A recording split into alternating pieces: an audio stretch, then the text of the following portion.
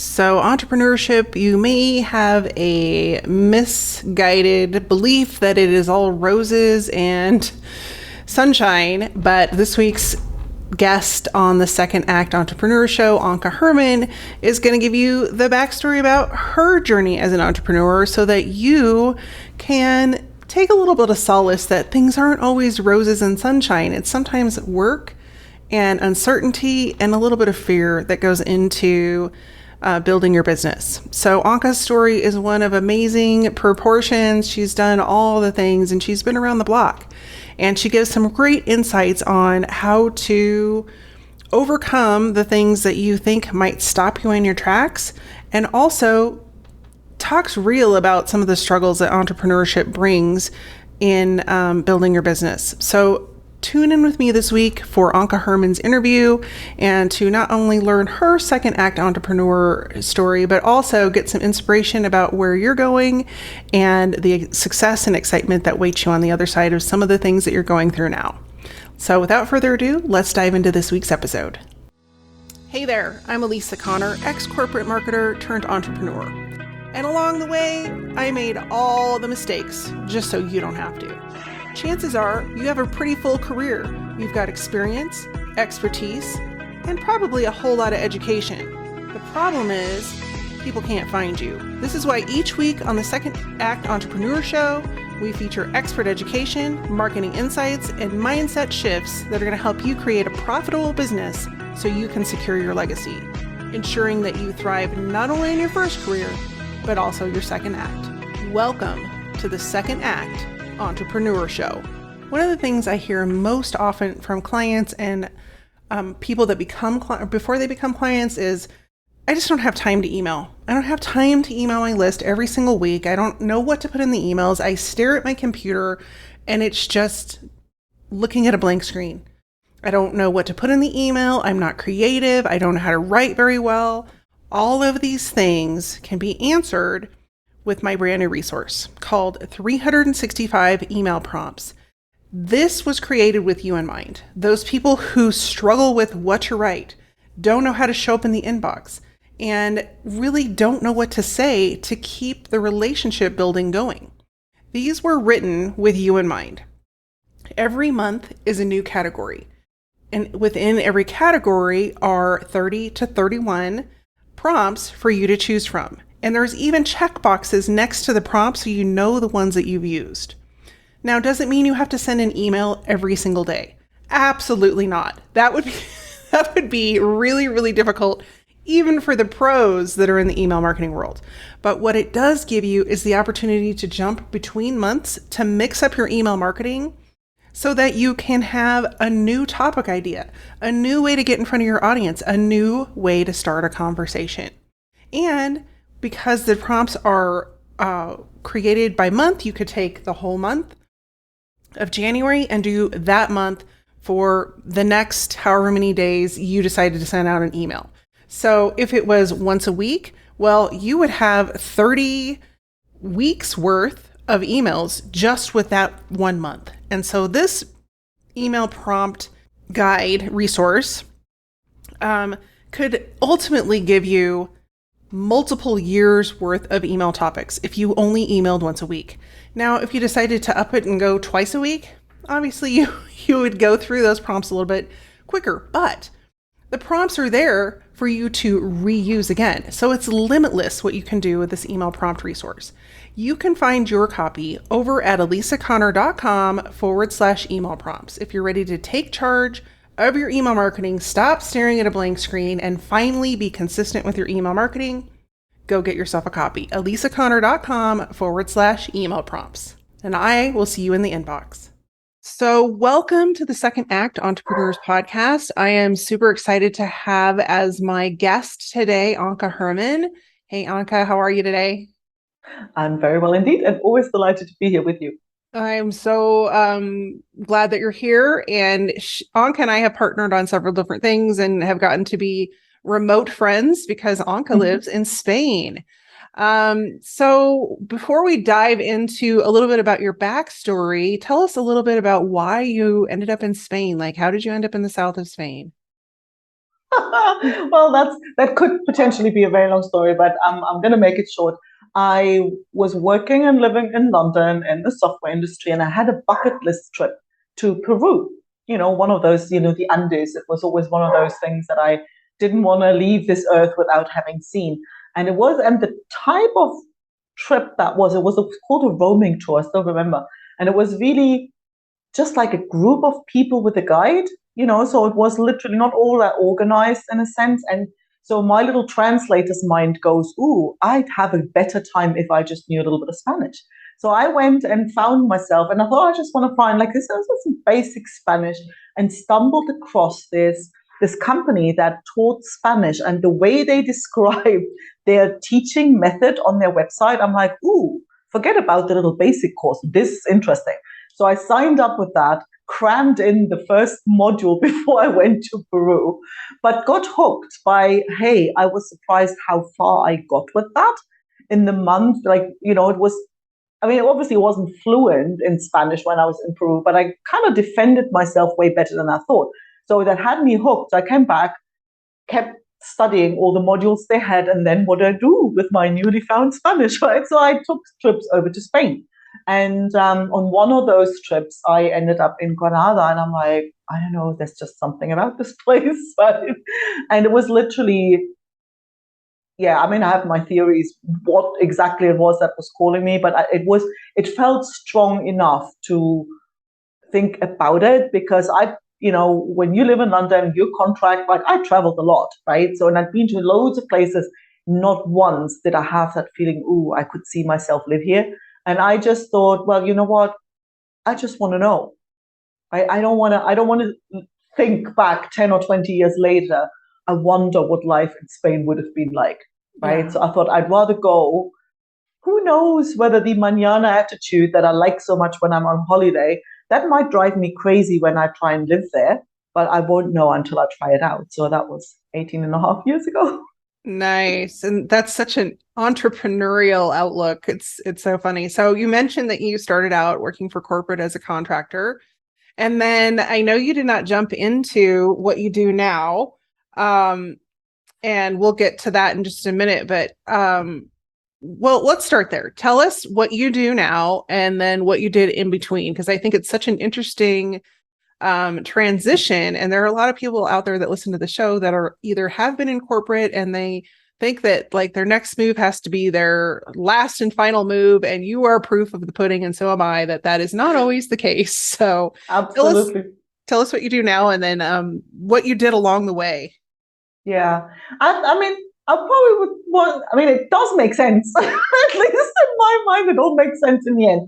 And I was the first one to doubt that for a long time. So what I do now is I work mostly with, like, most of my clients are coaches, therapists, people who have a really strong message, something they're really passionate about and want to turn into an online business. And they're really good at what they do, but this whole online space is new. So when it comes to, oh, I want to put together a program or workshop or a challenge, or like want to offer my services online, they get lost in the tech weeds. There's this like, oh, I don't know, where does the button go? Like, I don't know what happens in role. What does that mean? And so people get overwhelmed with that. And I basically say, well, okay, let's just slow down to speed up and help them figure out what they need, when they need it, and put the right things in place at the right time, at the right pace, basically in the right order, so that they don't, at the end of the day, my end goal is to bring their vision to life and not have them stumble over the tech hurdles and give up in frustration, and then basically give up and go back to corporate, or give up on the dream altogether. So that is really my ultimate goal, and I use my tech skills to basically shove aside hurdles that could get in the way. Nice. And your background is in tech, but you had a stop along the way. So tell us a little bit about your stop along the way before becoming the tech taming monster. Well, actually, there was a couple of stops. That's the funny thing. Like, I actually started out as a translator. I'm a language girl by training, and I stumbled into the software industry when I moved to Spain. I'm saying to Australia in the mid-90s, and I was like, oh, multicultural Sydney, heaven for a translator girl, right? oh boy, I quickly found within weeks, I found out that that was like a totally wrong assumption. And I wasn't the last in that industry. And I handed out my resume to anybody who would have it and ended up in a software company. And there I was in the mid-90s thinking, there's something here. You can see the bubble was like, this is where the future goes. But oh my God, I'm totally overwhelmed. There's just too much stuff. I'm way too old to get into this. I'm a woman. I'm not all that technical. This is just like, exactly what my clients feel now. And I wasn't really sure what to make of all of this until the day it dawned on me, wait, what? Programming language. It's got vocabulary and it's tiny. It's got structure, it's got a grammar, and it's very rigid. So basically, it's just like a real language, just without the exceptions that make a natural language difficult. So bottom line, this whole programming thing is just like a real language, just simpler. It's like, so now it made sense to me. And it didn't mean I was like any good at it overnight, but I felt I knew how to learn languages. So I knew I had what it took to make this thing mine. And then I could just get to work and get good at it, basically. So I did, I basically, it didn't take long before somebody says, hey, you could get a job at this. And so I did. And I had this really fun career in software development, in corporate banking, all kinds of different, usually workflow process-based projects where it was about, okay, you've got a job to do. How can we make this easier? And so that was what I was doing until I went to Spain and thought, what would I do if I were to really move to Spain? And I thought, well, you know what? Why not just take a step back and think like, if I could do anything, what would I do? And what popped to mind, I was literally cutting a roughly summer dress on my dining table with flamenco music playing in the background. I'm like, yeah, write this.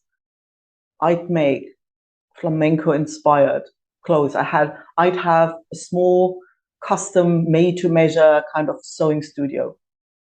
And then I was like, okay, what could possibly go wrong? And it was like, it wasn't that nothing could go wrong, but there was no obvious showstopper, right? There was nothing that would make it impossible right from the outset. So, like if you go and say, oh, I want to be a doctor, well, you got to go to med school, right? So you can't just be a lawyer just because you feel like it. But yes, you can be a dressmaker if you can find somebody who buys a skirt you made, right? So yeah, it was literally, let's see what happens, was my business plan. Yep. And how that worked out. well, it's a funny one because I'm sometimes looking back thinking, if I would start that business again with what I know now, what would I do differently? And I'd be, hell yes, there are quite a few things that I do differently. But still, I sometimes think that the fact that it was so out there, right? And everybody looked at me as if I was totally crazy. It was almost like there was no fear of failure, right? So it was, I actually sometimes think like not having an idea and just thinking, well, again, I don't want to hand out programmers' resumes when I'm 50, right? And I don't like where this industry is going. And I don't want to be shaking every time there's like, oh, there's a restructuring thing and you might be restructured out of your position. And I thought, well, again, I usually fear regret more than failure. And I can say, well, okay, let's just give it a go. The worst that can happen is that it doesn't work out or that it may work out and I don't like it. But well, fine, no big deal. At least I know. At least I've tried it. And not knowing what was to come was kind of like, yeah, sometimes it's better not to know what's coming. So it made it possible in a way, I think. Like not having an idea actually made it possible. But yeah, of course, like looking back, I think, I guess you never know what you don't know. Because now I'm looking back, so I would get a mentor or like somebody to help me see, because I thought no crazy German person has moved to Spain trying to make flamenco costumes, right? So there was nobody else who had done exactly that. Yeah. What I didn't take into account or didn't know existed was that like a coach or a mentor would be able to help me see the stuff I can't see, even if they haven't done the exact thing. So definitely getting that outside perspective, I wouldn't want to do it without that, because I could have saved myself a lot of stress and a lot of headache for sure. Yeah. Well, and it's funny because I look back on that time too, and you said some really important things. One is step through the fear, because I think that's one of the things that keeps people stuck in a position. And then they wake up and they're like, I have no time left to do anything I want because I've given all my time to corporate and I hated every minute of it. Or they give up. That's the other thing that you brought up. But I think the other piece of that is that looking back, it's, what they say, hindsight is always 2020.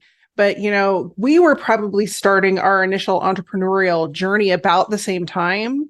And you say, yeah, I would have hired a coach or whatever. But if you actually look at that time period, there were not coaches available. Like business coaching and the coaching industry really is pretty new.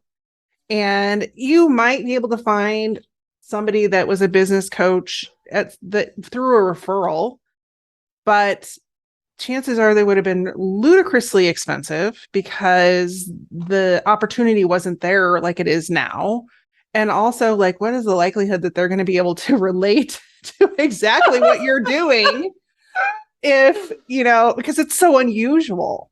And so I really like that you took that path, because there's a couple of really important things that I think people can take away from that journey. And the one is like, just do it anyway, because if you regret it later, what have you given yourself besides woulda, coulda, shoulda? But also, like, the other piece that you brought into this is you always take a lesson. You can't not take what you learned forward. And so everything that you did in your corporate job, and I love the connection between computer language and linguistics, because I never thought of it that way, but it's totally true. It's a language you don't speak. That's the thing. And I think it's always what it comes down to is and that's how we learn anything, right? And there's this one definition, I never know where I found it. It's not mine.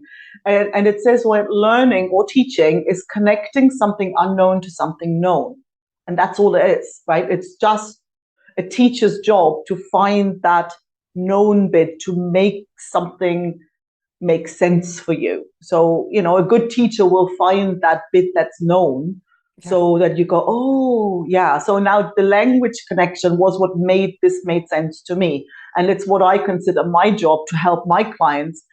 And I've got a mini course around, let's cook up a storm in the tech kitchen. I basically use the cooking a meal or cooking for a dinner party as an example for you actually do know how to go about this. Yeah. You just don't know you don't, so it's that there's so much referable skill in anything, and I think that's one of the things so many times people, I've had like ex-colleagues who kind of, oh, well, I wish I could have done what you did. And I'm like, well, you could have, there's nothing, I had nothing that you didn't have. And people have the sense of what's at stake or what it requires to give up. And they don't focus on all the things they can take along. Right. And I think you are absolutely hitting the nail on the head. Is there's this propensity, especially now in the digital world that we live in, that everything is instant and that you just are going to build your business overnight and you're going to be a millionaire. And I was like, well, no, it's just not going to happen that way. It still takes work, and it still takes a lot of the soft skills that technology can't give you. And I think that's kind of the misnomer. I feel like a lot of the upcoming generations and the generations that are younger than us are living by. Like, they try something for a year or 18 months, and then all of a sudden they're like, yeah, it didn't work yet. And I'm like, really? You're just getting started. You're on the runway, sister. Yeah, you got work to do. And I think everybody wants the easy button, and there is no easy button. It's putting in the work, it's doing the time, it's building the relationships, it's building connection. And that's a really good point that you've touched on. So there's a couple of different directions we could go with this. The one that comes to mind is just, I'm thinking about my audience. And one of the things that entrepreneurs really struggle with, that you seem to have down to a science, is processes. I feel like we do a lot of the same activities, but we're so busy in the doing that we're not documenting what we do every day. And so it makes it really hard to outsource. It makes it really hard to repeat it and do it again if it works. And so if you could just give us a couple of like your best tips on how to start getting those processes put down into either an electronic format or a written format, whatever you recommend. And then like, where do you go from there? Like, what processes do you start with? Yeah, no, I mean, that's definitely, and I can see, like, in my experience, when I look at how I work with clients, I can see why this is difficult for people, right? Because it requires you to think through not just what you do, but how you do it on a level of detail that people aren't familiar with, right? And I've seen this, I've learned this in the software industry. And I remember the project. It was a home loan project in a bank. It was like, okay, this is the home loan. People would come, you come in and you just bought a house, you apply for a mortgage, and so you have to hand in all this paperwork, and then now it arrives. And now what we do with it? Like, how does this go now until you've got the money in your bank account? And I remember speaking to the first person who would put all the data into the computer, right? And I remember sitting there asking him, okay, so you enter the data and then what? And he goes, oh, then it goes to Jane. And I'm like, okay, who's Jane? Well, Jane sits over there. And I'm like, oh, like, give me the role. Like, I mean, Jane can go. And then I'm like, oh, Jane goes, what happens if Jane goes on holiday? Well, then it goes to Sally. Right. And I'm sitting there rolling my eyes thinking, oh, for God's sake, I just need, what's the role? And I'm like, why doesn't he get that? And then I thought, well, he's a data entry person in a bank. If he was any good at that, he'd be a software developer. Yeah. So it's like, this is my job. But I think that's what happens. That's where people get into trouble with their web designers, right? Because tech people think like that and other people don't. So people most of the time try and skip that step because they don't even know it's there. Yeah. So for them to break this thing down really requires effort. So I think documenting is the first step, right? And to say, well, what is it? How something that you think, oh, well, so, somebody else might want to take over this at some point, or I might need to explain this to somebody else. That's the moment where you think, well, okay, let's just sort of start writing down what are the individual steps involved here. And everybody has to find the tool. The most important thing about the tools is like, pick the one that works for you. I'm finding a digital tool is always more useful because I'm useless on paper, and because it's always like the moment I find myself writing something twice, my shackles go up. And you want to do that, I think, well before you need that. Because if you're already frazzled and have too many balls in the air, then it's really hard to take the time out and now start documenting. It feels like, oh my God, I don't have time for that. And then you're on the hamster wheel and spin so fast you can't get off. So this thing of getting organized and documenting things and consciously think about not just what you want to do, but how you want to do it. I think you should start this as early as possible. And the first step is to literally like list out the task. And if you have a tool like my favorite ClickUp, then you just literally put those tasks in there. And then before you go and say, oh, I have a process, you might want to have a close look at them and say, well, okay, which steps can be eliminated by actually switching the sequence around, right? So quite often the sequence of steps has a lot of power in it, and if you just do this one thing first, the one thing that doesn't require anything else, then you probably cut out 5 steps afterwards when you have to go and now this, and then you have to come back and not forget to come back and all of that. So to actually streamline the thing before you go and teach it to somebody else. Yep. And it's interesting because I was thinking about the role story that you told about the bank. And when you're coming out of corporate or you're coming out of a previous career, typically entrepreneurs prior to being an entrepreneur had one role. And so when you move into entrepreneurship, all of a sudden you have like 12 roles or more. And if you forget a role, like sales, for example, And you're like, oh, well, Phil's not here, my sales guy, because he works at my old job and I don't have any sales, and it's not Phil's fault, it's my fault. And so it's, I think you're right. Starting that right away is going to keep you on task and make you aware of all of the things that you just took on, because whether you're getting paid for the roles or not, they need to happen. And it's, the web, your web designer or developer, your copywriter, your sales team, your accounting team, your HR team, you've got all of those things. And so you either have one choice: you can try and do it all and wear 25 hats and make yourself insane, or you can get the processes down and start outsourcing those a piece at a time. Personally, I think in order of most important. Like, so to me, it's like accountant first, whatever it might be. But then like you said, look at the processes and those steps that are taking a lot of time. Like, are those things that you can either eliminate by doing something else, or is it something you can give to someone else that doesn't charge your hourly rate? Yeah. And I think people fear outsourcing a lot of times, but it's costing them so much money to do it themselves. They don't. But that's interesting. See, I sort of feel, I quite often observe the opposite.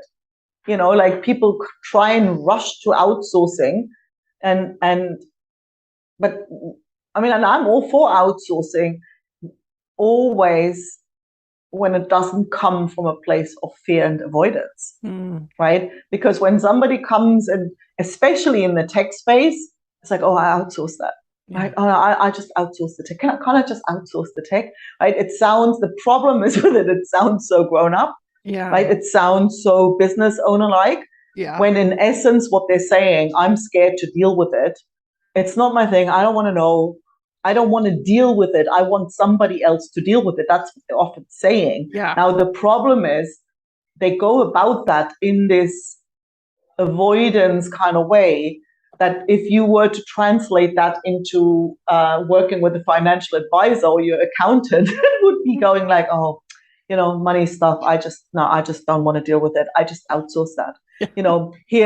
Here's my bank details. Here's my password. Here are all my bank details. You just take care of it. I just don't want to know. Yeah. You would never. You think, well, you would. You like, hopefully, you wouldn't do that. Yeah. And people do that with, the ease and quickness with which people try and throw their passwords at you. It's just mind-boggling, right? Yeah. And then they come and say, oh, well, actually, I can't access my stuff because it's actually not mine. And I'm always saying, like, just like with a financial advisor, it is in your best interest to understand enough to kind of know what they're doing, why they're doing it, and be a business owner and literally work together with your financial advisor. And if you have somebody helping you with tech, work together with them and know enough to understand what's going on. So don't be that client who gets ripped off because they can sell you any old tool because you don't know, or you go and, do silly things, or you have ridiculous expectations. That's the other thing. Oh, I just want a button that sells it all for me, right? And, oh, that costs more than $50. Oh, well, that isn't right. When you make these stupid demands because you haven't got a clue, don't be that client, you know? Well, and I think what you're pointing at is ineffective outsourcing. Mm-hmm. And I agree. Like, I think back to some of the people that I've created websites for, they don't, and the worst is when their website gets hacked and they don't have access to any of the information for their website. And they're like, but I need it back right now. And I'm like, oh, I'm sorry. It's not happening today, because this is not instant. Exactly. And the people see, especially around websites where you think, where I'm saying, like, people quite so happy to shove the tech onto somebody else's plate. But usually what you find, well, it's actually not, like, the tech's the least of your problems, as always, right? Because most of the time what they're struggling with is the content. Every single time somebody's overwhelmed with it, I'm like, okay, what do you do? Like, what is it? What are we going to put there? And you go to sort of get, well, I help people step into their inner self. Oh, right? So it's like, at the end of the day, 80% of the work is messaging, positioning kind of work, offering, building out an offer. And then you kind of put together the pages to represent that. Well, but people don't usually make don't differentiate structure from content. Yeah.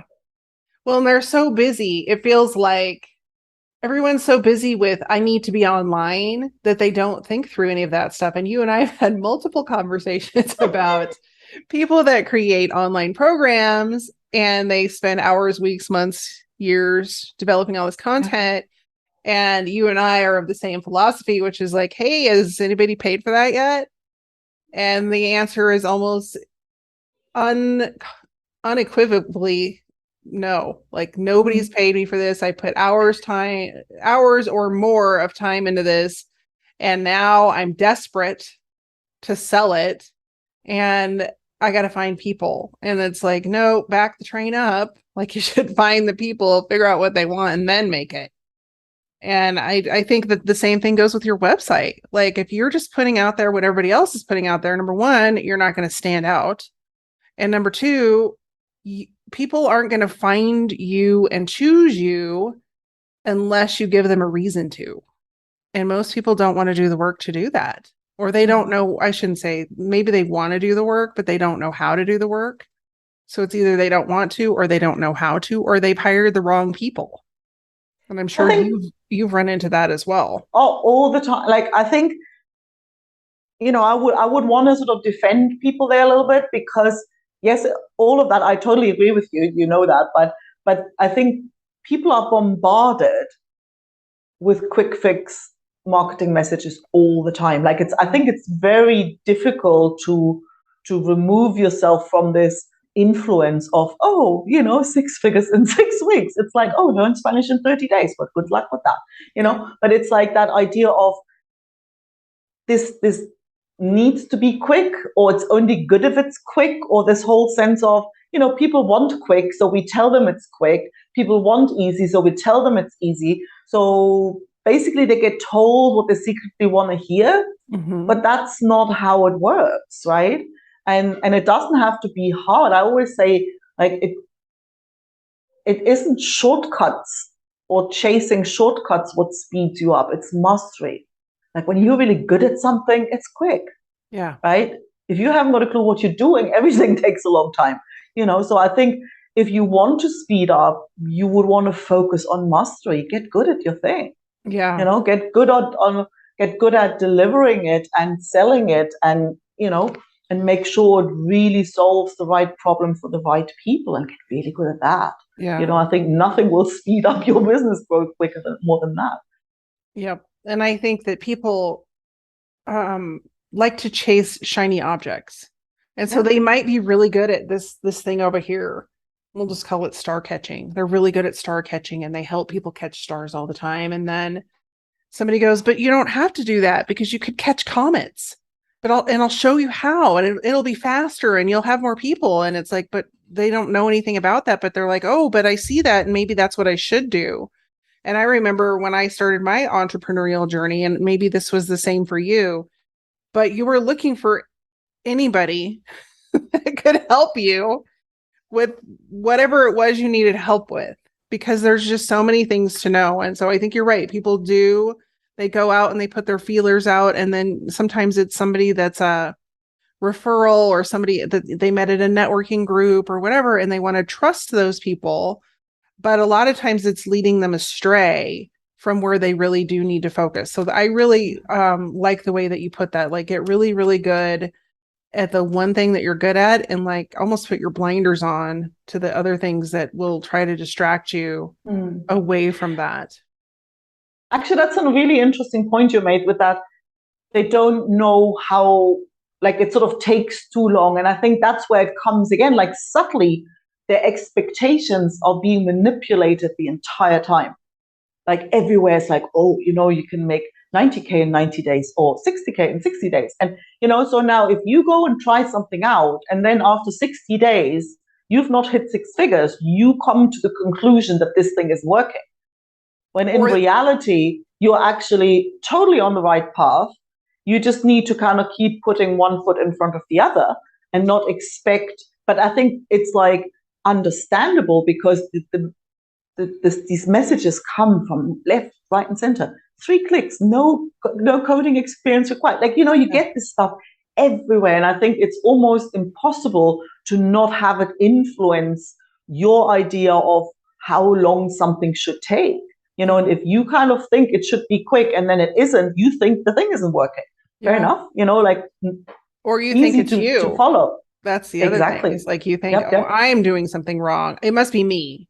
Yes. And I think a lot of people go into that because being an entrepreneur, that's the one thing people don't talk about very often is like, if you want a self-help therapy course, become an entrepreneur because all of your junk that you're carrying around that you don't want to manage is going to come up. And so people don't want to they don't want to deal with that sometimes. And they're like, oh, it's just me. I can't do it. I suck. I'm going to go back to corporate or whatever it is. Yeah. Or I'm going to try something else. But you're right. Like they could be one decision away from the success that they think they should have had 30 days ago if they just kept going on that path. Yeah. And trusting your own judgment. And that's also because all I'm saying is if you're listening and you're in that, welcome to the club. Like this is hard and everybody's is in that because sometimes it's hard to know how long to try something until you make a decision whether you should pivot or not. That's not an easy decision to make. You can always be that one step in front of before the goal. If you hit the goal, fade, right? Now, the other part is, of course, when you first start out and things are new, you kind of work off the assumption that everybody else knows this better than you, which is true when you first start out, right? Yes. So obviously you don't want to reinvent the wheel because that's what I did. So that's the long way too. So you do look and learn from other people and that tipping point where you think, well, I've actually absorbed enough now that my own judgment is worth a lot as well. And actually now more than any individual advice I can get from somebody, I think that's a tipping point that people sort of often miss as well. Yeah. That they kind of think, well, my own intuition, like I think but then so-and-so says I should do this. So they go off and do that. And then, as you said, then there's one here and the other one there. And you run around running in a 50 million direction because you don't trust your own judgment. Right. You don't get to the point that you think, well, actually, I've learned so much from so many different people now that my own intuition and judgment and knowledge is actually worth more than any old experts. Yeah.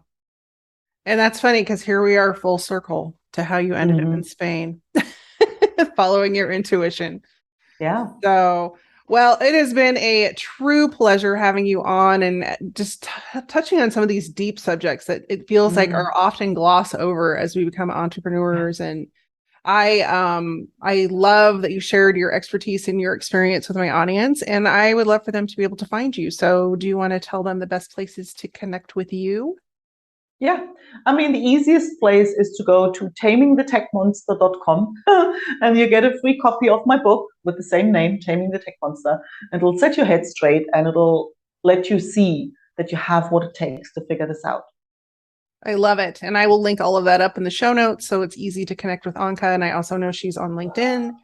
And so we'll add that link in there as well. So thanks so much for being here today. And I would love for you to put it on your calendar to come back another day and we'll dive a little bit more into the tech area because we kind of talked more about entrepreneurship today. But in the meantime, thanks for being here. Well, thank you for having me and I'll be back anytime. Take care. Take care. Thank you. Did you miss something during the podcast? Maybe forgot to take notes? No worries. We've taken all the notes for you. All the resources, links, and information in this episode you can find over at alisaconnor.com/podcast. That's ALISACONNER.com/podcast.